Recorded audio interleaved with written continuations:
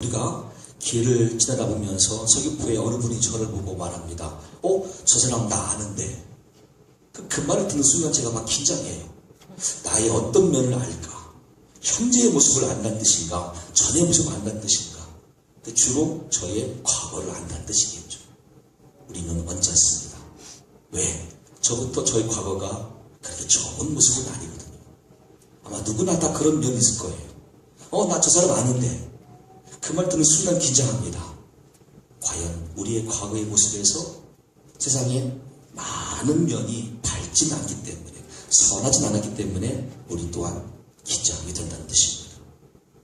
그런데 영적으로, 성경적으로는 꼭 한 번은 들으셔야 돼요. 저와 여러분의 과거가 이렇다는 것을. 우리의 과거를 한 번만 들어보세요. 다시는 말씀 안 드릴게요. 우리의 과거는 그랬어요. 자, 베드로가 오늘 성경을 통하여서 이 말씀을 전합니다. 너희가 전에는 백성이 아니더니. 우리 과거는 하나님 백성이 아니었대요. 너희가 전에는 긍휼을 얻지 못하였더니. 우리 인류의 과거는 하나님의 긍휼을 얻지 못한 상태였대요. 이게 우리의 과거예요. 에베소서 2장 1절은 그는 허물과 죄로 죽었던 너희를 살리셨도다. 예수님께서 온 인류의 죄와 허물에서 살리셨다는 뜻을 말씀하시는데, 과거는 뭐죠? 우리가 허물과 죄로 죽었던 상태에 있었어요. 에베소서 2장 16절은 십자가로 이 둘을 한 몸으로 하나님과 화목하게 하려 하시니라. 아멘. 그랬는데 그런 우리의 절망적인 상태를 하나님 아버지가 아시고 진작에 하셨죠. 에덴에서부터 하셨죠. 이제 하나님께서 일하시는 거예요. 아들을 보내시고 그 아들을 죽게 하시고 십자가에서 피 흘려 죽게 하심으로 이제는 다시 하나님과 화목할 수 있는 그 계획과 실행을 하나님이 주도하시는 거예요. 그 결과 에베소서 2장 19절에 이제부터 너희는 외인도 아니요 나그네도 아니요 오직 성도들과 동일한 시민이요 하나님의 권속이라. 아멘. 이런 결과를 오늘 현재형으로 허락받게 됐어요. 그러니까 과거를 알아야 돼요. 그러면 오늘 내가 서 있는 이 입장이, 오늘 내가 얻은 이 은혜가 얼마나 감사한지. 나의 이 현재형을 위해서 하나님이 독생자를 보내시고 죽기까지 하심으로 살리신 결과구나. 나의 얻은 이 구원과 이 은혜가 라고 바르게 알 수가 있어요. 아담의 죄를 인하여 우리 모든 인류는 하나님 앞에서 원수가 되었습니다. 죄와 사망이 따라왔습니다. 베냐민의 전 이름 베누니처럼 슬픔의 아들이었고, 엘리의 아들 비느하스의 아내가 죽으면서 낳은 아들의 이름처럼 이가봇 하나님의 영광이 떠난 자였습니다. 자, 그런 상태의 우리를 하나님이 살리시기 위해서 하나뿐인 아들, 유일한 아들을 보내신 거예요. 그것이 성육신이었습니다. 그리고 십자가에서의 죽으심을 통하여, 피 흘림을 통하여 그 피를 보고 믿는 자 모두를 구원하시는 하나님의 방법이 우리에게 구원으로 임하게 됐습니다. 이것을 믿고 이 믿음에 참여하는 모든 자들에게 하나님의 권속, 하나님의 자녀가 된 축복을 허락해 주신다는 거죠. 제가 이 권속이라는 단어를 공부하다 보니까 놀라운 비밀이 그 안에 숨겨져 있었습니다. 길 가는 나그네가 그 마을의 부잣집 앞을 서성거립니다. 그랬는데 그 안에서 나오는 사람들이나 들어간 사람들이 그 부자를 칭송하기를, 이 사람은 차별이 없다. 누구나 다 부탁을 하거나 도움을 요청해도 받아주는 분이다라고 소문을 들었습니다. 지나가는 나그네가 염치불구하고 문을 열고 들어갑니다. 주인님, 제가 길 가는 나그네인데 하룻밤만 좀 지어주십시오. 주인이 허락을 합니다. 그 다음날, 주인님, 제가 길을 나서려고 하는데 노젓돈이 필요합니다. 여비 좀 제공해 주시죠. 선뜻 줍니다. 빌려주는 것도 아니고 그냥 줍니다. 그리고는 내가 길을 나섰다가 언젠가 그 마을을 또 지나게 됐어요. 예전에 그 고마움을 알게 됐기 때문에 다시 한번 방문하게 됩니다. 주인님, 그때 도움받았던 나무개입니다. 저 기억하십니까? 기억한다. 제가 이건 염치불구하고 저만이 아니라 제 식솔들을 데리고 오려고 하는데 받아주시겠습니까? 이러시는 거예요. 주인 입장에서는 난처할 텐데 손짓 말합니다. 다 받아주겠다. 데리고 오라. 그래서 제가 집에 바깥에 나가 있는 나의 아내와 아이들 다 건사하고 데리고 와서 주인께 인사드리면서 말하기를, 주인님 전부 다 저희 식솔들인데 받아주시죠. 주인은 아무런 조건 필요 없습니다. 그냥 다 받아준다고 합니다. 내가 너희를 받아줄게. 이렇게 선포합니다. 여러분, 이제부터 여기 있는 이 사람들은 우리 집의 권속들입니다. 곧 나의 은혜와 도움을 받은 자일 뿐더러 내가 이들은 책임진 사람들이기 때문에 함부로 하지 마십시오. 선포하게 돼요. 집 안에 있는 종들이 다 듣습니다. 집 밖에 있는 마을 사람들이 다 듣습니다. 야, 저 사람들이 이제부터 저 주인 집에서 보호받는 사람들이래. 저 주인과 한 식탁에서 밥 먹을 수 있는 사람들이래. 라고 인정하게 돼요. 그때 쓰임받는 단어가 권속이에요. 여기에 뭐가 필요하죠? 아무것도 없었어요. 그냥 그 주인에 대한 소문을 듣고 그 주인의 인격을 신뢰하고 그 주인께 내 삶을 맡긴 것뿐이에요. 한 번, 두 번 도움받다 보니까 그분을 알게 됐어요. 이분은 정말 신실한 분이구나. 그러면 내가 이제 나의 아내와 아이들도 데리고 오자 하는 결단이 있었던 것뿐이죠. 나머지는 다 그 주인을 통한 은혜였어요. 이때 등장한 단어가 권속이라는 뜻이에요.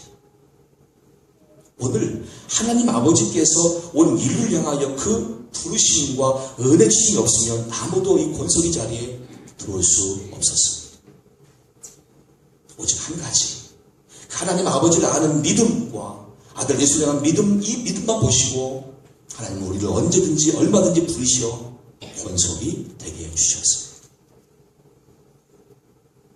오늘 말씀 19번절에는 전에는 긍휼을 얻지 못하였더니 이제는 긍휼을 얻은 자니라. 다시 말하면 이제부터는 너희들은 하나님 아버지께로부터 권속으로 부름받게 되었고 불려지게 되었고 거기에 합당한 은혜를 받는 자가 되었다는 뜻입니다. 자, 그렇다면은 이런 하나님의 의도, 이런 주인의 의도를 아는 우리가 그 주인을 향하여 어떤 마음을 갖고 살아야 될까? 내가 권속으로 부름받아서 그 집안에 머물게 됐습니다. 그럼 권속된 우리는 그 주인과의 관계 속에서 어떤 마음으로 일관해야 되겠습니까? 디도서 3장 3절로 7절을 말씀합니다.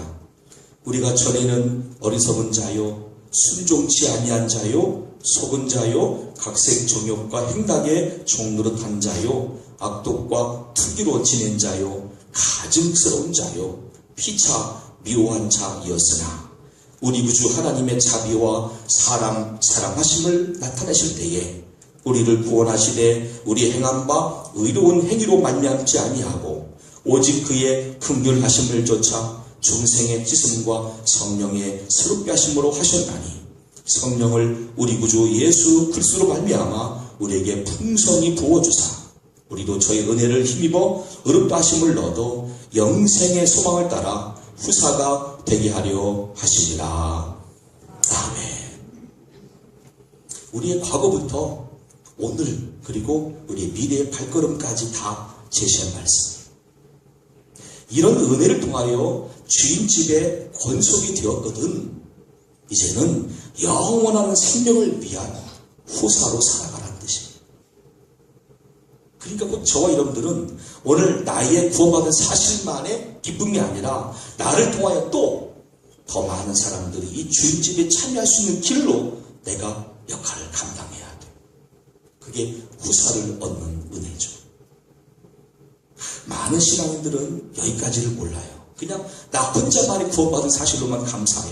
물론 이것도 귀한 은혜가 있고 의미가 있습니다만 말씀을 더 깊이 하신다면 더 나아가야 돼요. 이제 하나님의 뜻은 무엇입니까? 나를 통하여 더 열방이 주님께 오기를 바라시는 거예요. 나를 통해서 많은 후사들이 주님께 돌아와서 구원받기를 원하시는 거예요. 거기에 먼저 구원받은 나와 여러분들이 쓰여져야 마땅한 것이에요. 그렇게 하기 위해서 하나님은 과거부터 오늘 이어진 은혜를 일관성 있게 허락해 주셨어요.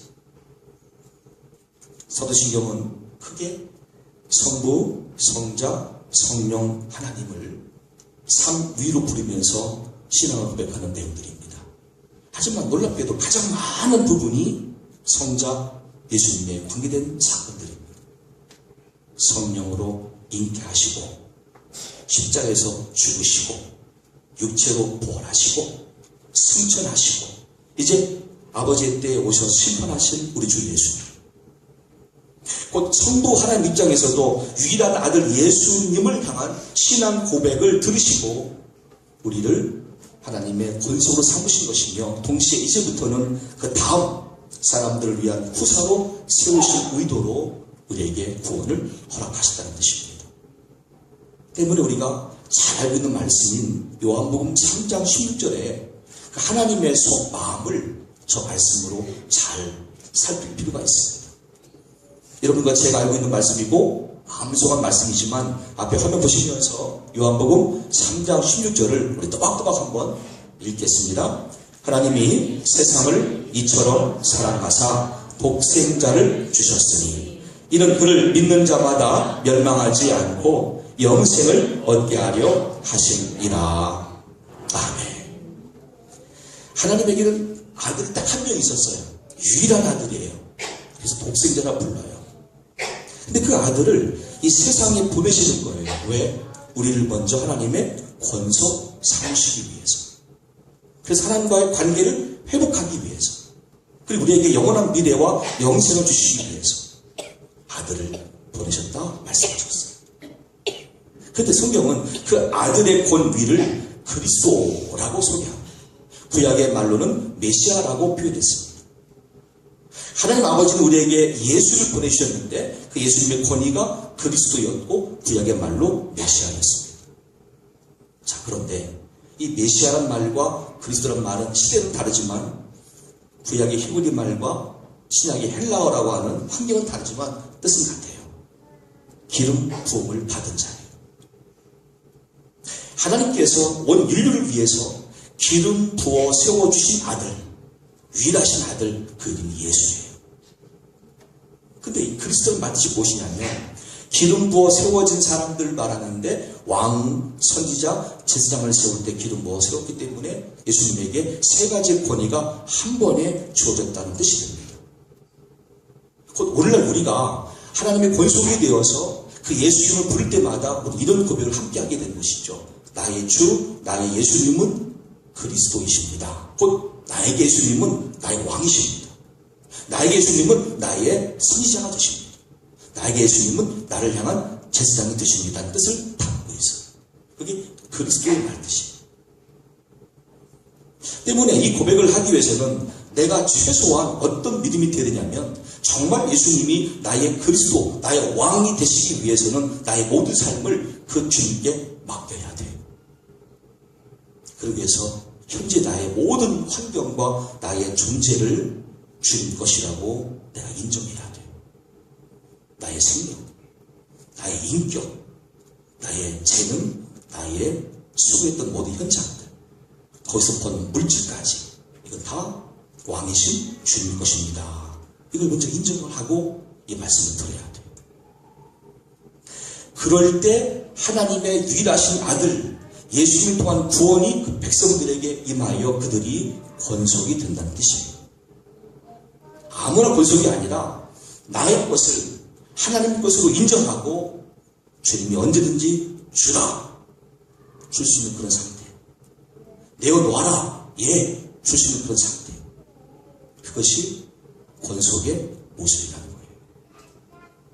그러면 주인은 그 백성들의 삶과 생명을 영원까지 보장하시겠다. 그 말씀이 요한복음 3장 16절입니다. 우리의 믿음이 사실은 이 믿음이 돼야 돼요. 어찌 보면 우리는 항상 타협합니다. 나의 것을 여기까지는 확보해 놓고 그 나머지 것으로 믿음 여부를 따지는 거예요. 내가 이만큼을 쌓아놨고 이만큼은 내가 흔들면 안 돼요. 이건 딱 보장해 놓고 그 이상을 구합니다. 건강도 마찬가지고 지혜도 마찬가지고 물질도 마찬가지예요. 이것을 내가 흔들면 안 돼요. 근데 어느 날 하나님께서 그것까지 내 것이다 나에게 바치라 하실 때에 갈등이 생기고 고민이 생깁니다. 이거 주님 것인데, 왕이신 주님 것인데, 마땅히 주님 것인데, 근데 우리가 어느 순간부터 내 것이라고 이걸 주장하게 된 거예요. 이거 내 건데, 아까운데, 들으면 안 되는데, 들 수 없는데 그 마음이 앞서게 돼요. 감추죠. 나머지 것으로 조금씩 나눠드립니다. 분할 납부하듯이. 결국 하나님은 우리 믿음 보시기 위해서 흔드십니다. 그때 우리가 큰 물질의 혼란을 만날 수 있고 건강의 어려움 만날 수 있고 여러 가지 정황상 어려움들을 만날 수가 있습니다. 그것은 우리 믿음 보시기 하나님의 흔드심인데 이것을 성경은 연단이라고 부릅니다. 로마서는 말씀하기를 환난은 인내를, 인내는 연단은 소망을 이룬 줄 알미로다 라고 소개해주고 있습니다. 아니 하나님의 권속으로 하나님의 보호하심 가운데 있는 백성인데 왜 어느 순간부터 내 것이라 주장하죠? 이만큼은 내 것이니까 주님 건들지 마세요. 이만큼 내 것이니까 이걸 나한테 달라 빼라 말씀하지 마세요. 이건 내 것이에요 라고 생각하는 그 마음들이 어느 순간부터 우리 안에 자라기 시작해요. 왕이신 주님 입장에서 이게 탐탁치 않습니다. 왜? 그 믿음이 아니거든요. 정말 주인을 인격적으로 알고 믿는다면 그것까지 다 주님 것이라고 포기할 수 있어야 돼요. 이거 주님 것입니다. 진작에 주님 것입니다. 근데 저에게 일부 허락해 주셔서 제가 이것 가지고 살는 것 뿐이지 이거 다 주님 것입니다. 나의 생명도, 나의 안에 있는 달란트, 지혜, 그리고 나의 물질까지 전부 다 주님 것입니다. 진작에 주님 것이었습니다 라고 말하시는 그림이 우리에게 필요하다는 뜻입니다. 그럴 때 권속 관계가 계속 유지될 수 있어요. 오늘 저분들의 믿음은 어느 믿음입니까? 정말 우리가 예수님을 주님이라고 그리스도라고 믿는다면 거기에 상당한 믿음이 있어야 됩니다. 예수님은 십자가 지시기 전날 밤 성찬식을 마치고 제자들에게 다음과 같은 말씀을 주셨습니다. 요한복음 13장 13절에 너희가 나를 선생이라 또는 주라 하니 너희 말이 옳도다. 내가 그러하다. 아멘. 예수님이 너희들의 주님이래요. 곧 주라는 것은 모든 것의 주인이라는 뜻이에요. 거기는 12 제자들이 다 생명 걸어도 생명을 바쳐도 아깝지 않은 그런 주. 모든 것의 주인이라는 뜻이에요. 또 어떻게 했어요? 사도 요한만 빼고 전부 다 도망치게 되죠. 사도 바울은 예수님을 주인으로 믿고 다음같이 고백합니다. 로마서 14장 8절 9절 말씀에 우리가 살아도 주를 위하여 살고 죽어도 주를 위하여 죽나니 그러므로 사나 죽으나 우리가 주의 것이로다. 이를 위하여 그리스도께서 죽었다가 다시 살아나셨으니 곧 죽은 자와 산 자의 주가 되려 하심이라. 아멘. 바울이 예수님을 만나기 전에는 자기 것을 고집한 사람이었어요. 자기 것은 뭐냐면 유대교예요. 유대교의 전통이에요. 유대교의 맹세예요. 유대교의 공문이에요. 근데 예수님 만나고 다 포기하게 돼요. 그리고 예수님께 붙들려서 사역자가 됩니다. 특히 이방인 사도로 부름받습니다. 그리고 루스드라에서 반대파들에게 돌을 맞아 죽었습니다. 자기 생명이 끝난 줄 알았습니다. 근데 하나님은 바울을 살리셨습니다. 그리고 그 마을을 피하여서 다른 마을로 가면서 복음을 증거하였고 결국 그 마을에 다시 왔을 때에 디모데라고 하는 제자를 열매로 거둡니다. 이렇게 바울은 삶을 통해서 생생하게 내 생명의 주인이 하나님이시구나. 내 생명은 내 것이 아니구나를 알게 된 것입니다. 어느 순간부터 포기하게 됩니다. 내 생명도 주님 것입니다. 내 시간표도 주님 것입니다. 여기는 물질도 주님 것입니다. 다 주님 것이라고 인정하게 되고 고백하게 되고 자기를 포기하는 인생이 되었습니다. 그 다음부터 바울의 생애는 빛나는 존재가 돼요. 성령을 통해서 역사가 나타납니다. 특히 3층에서 졸면서 설교 듣고 있던 유두고 뚝 떨어 죽었지만 바울을 통해서 하나님의 생명이 공급되게 됩니다. 병든 자들 바울의 손수건만 갖고도 바울의 기도를 통해서도 그런 다양한 역사와 은혜가 왜 나타나냐면 내 것이라고 고집하지 않고 이거 다 주님 것이라고 포기하고 주님 걸 인정하고 주님 편에서의 생각을 통해서 나와 주님 사이의 권속이라는 개념만 유지했더니 하나님이 다 공급하신 은혜였습니다. 오늘 우리 시대에 왜 우리가 믿음이 없습니까? 왜 우리 시대에 우리 속에서 왜 역사가 없습니까? 제가 보는 관점이 이렇습니다. 다 고백도 하고 찬양도 하고 경건한 생활도 하고 있지만 결국 우리의 마지막 부분에서 내 것이라고 고집하는 부분까지 내놓지 않을 때, 인정하지 않을 때 이건 믿음이 아닌 것입니다. 예수님은 마태복음 6장 26절 이하의 말씀에서 우리에게 다음과 같은 믿음을 요구하십니다. 공중의 새를 보라. 심지도 않고 거두지도 않고 창고에 모아 들이지도 아니하되 너희 하늘 아버지께서 기르시나니 너희 이것들보다 귀하지 아니하냐. 너희 중에 누가 염려함으로 그 길을 한 자라도 더할 수 있겠느냐. 그러므로 염려하여 이르기를 무엇을 먹을까 무엇을 마실까 무엇을 입을까 하지 말라. 이는 다 믿음 없는 이방인들이 구하는 것이라. 너희 하늘 아버지께서 이 모든 것이 너희에게 있어야 할 줄을 아시느니라.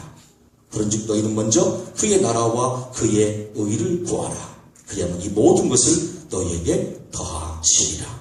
그러므로 내일 일을 위하여 염려하지 말라. 내일 일은 내일이란 시간표가 염려할 것이요 한 날의 괴로움은 그날로 족하니라.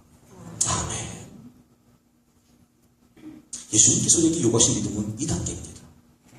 공중의 새는요, 그 당시 이스라엘 집 주변에 나온 집새, 그 참새를 말해요. 철새가 아니고.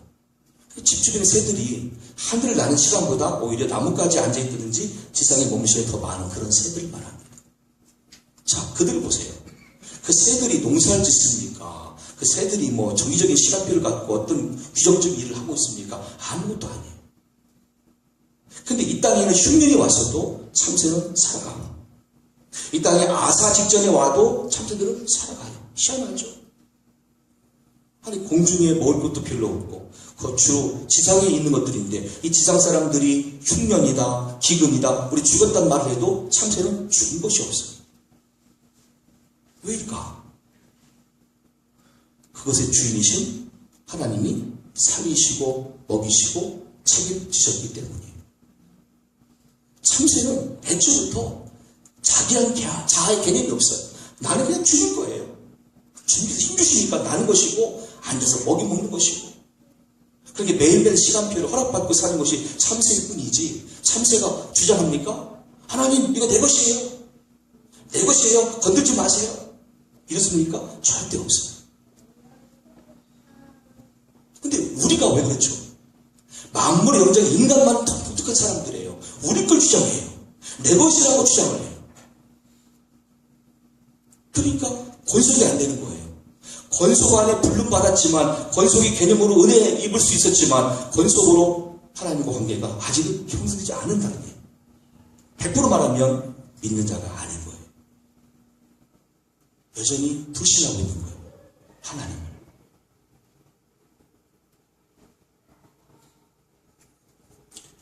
하나님께서 창세기에 여러 창조의 순서들을 진행하시면서 인간을 맨 마지막에 창조한 이유가 무엇일까요?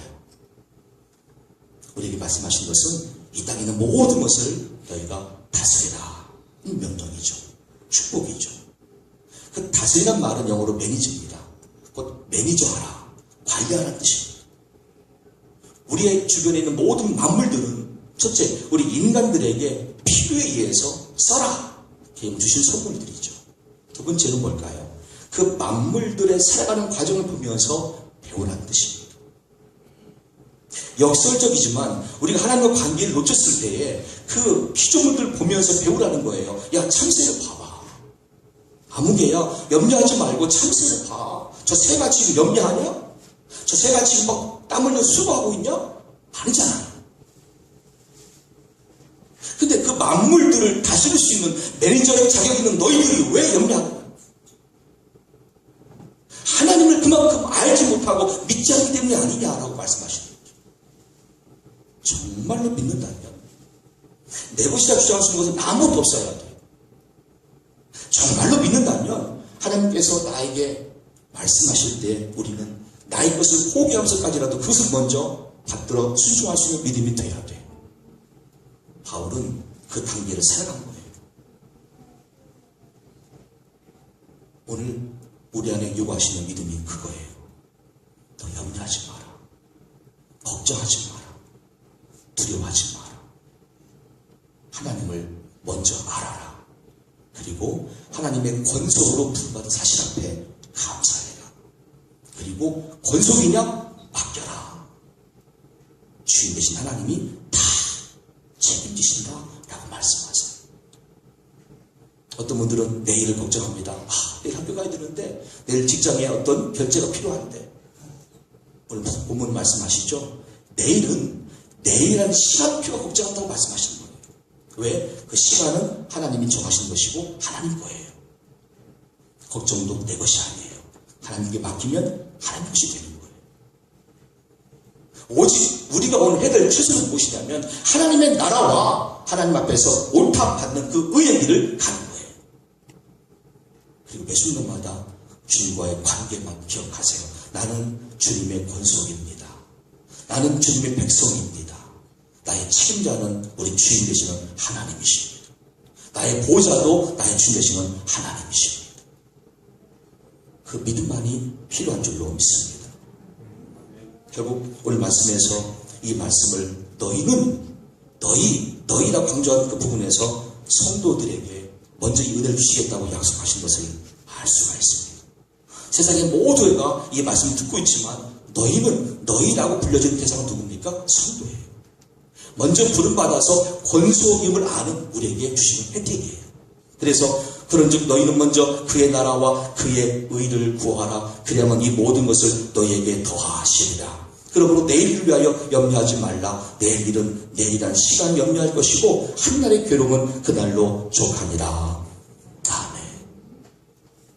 우리 성도들이 먼저 이 은혜를 받아야 돼요.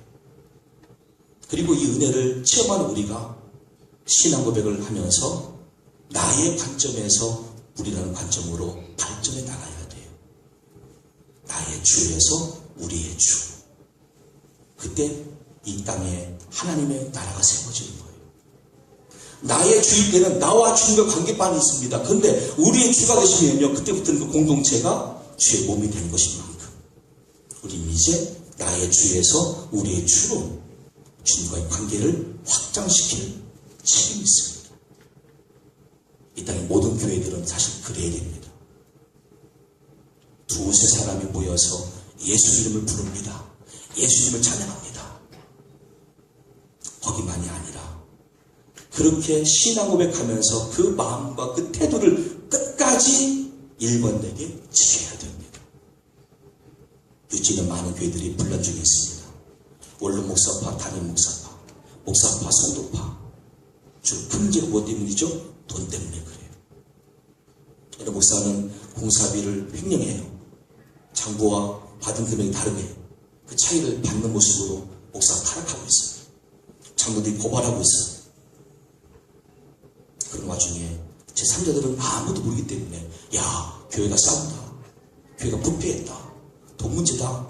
물론 다 맞는 말이지만 문제는 지금부터 우리 한국교회가 어떤 미래를 준비하며 갈 것인가 함께 고민해야 한다는 것입니다. 한국교회의 과거는 피해 역사였어요. 일제강점기 때 피로 인한 수교의 역사였어요. 아름다운 출발이었어요. 근데 오늘은 무엇입니까? 하나님의 권속이 아닌 모습 같은 한국교회의 모습이에요. 미래가 어떨까요? 불안해요. 걱정돼요. 여기 여러분들은 아무런 개념 없이 매일매일 그냥 혼자만 잘 살면 된다는 식으로 살고 있으면 안 되는 거예요. 한국교회의 과거는 피의 역사였습니다. 오늘도 그 피가 우리 안에 흘러야 됩니다. 그리고 미래에 오실 예수님의 그 위대한 강림 앞에 우리 모두 들림만 준비가 된 한국교회가 되될 줄로 믿습니다. 그러기 위해서 오늘 말씀을 한번 들어보십시오. 내 과거가 어떠하든 간에 오늘 현재의 믿음이 중요합니다. 그리고 이제부터는 주님 앞에서 나의 모든 것을 포기하고 주님 것임을 인정하고 주님과의 관계 속에 나는 주님의 백성이고 주님의 권속임에 감사합니다. 이 고백이 우리 모두의 자랑이자 자존감이 될 수 있기를 예수님의 이름으로 간절히 축복합니다. 하나님 아버지, 언제부턴가 우리가 우리의 정체성과 오늘 받을 사명을 망각한 채 나만 아니면 돼, 나와 내 집만 돈 많이 벌고 유명해지고 명예 얻고 권세 입으면 돼 하면서 점점 타락의 길로 가고 있는 우리의 모습을 보게 될 때에 우리 말씀을 함께 묵상하며 우리의 모습을 돌아보게 하신 것 진심으로 감사합니다. 하나님, 우리를 죄와 죽음에서 죽었다가 산 백성들로 부르셨는데 이제부터 우리의 모든 관점은 다시 살리신 주님 앞에 관계를 통하여 권속의 길을 가야 할 텐데 가지 못한 모습을 용서하여 주시옵소서.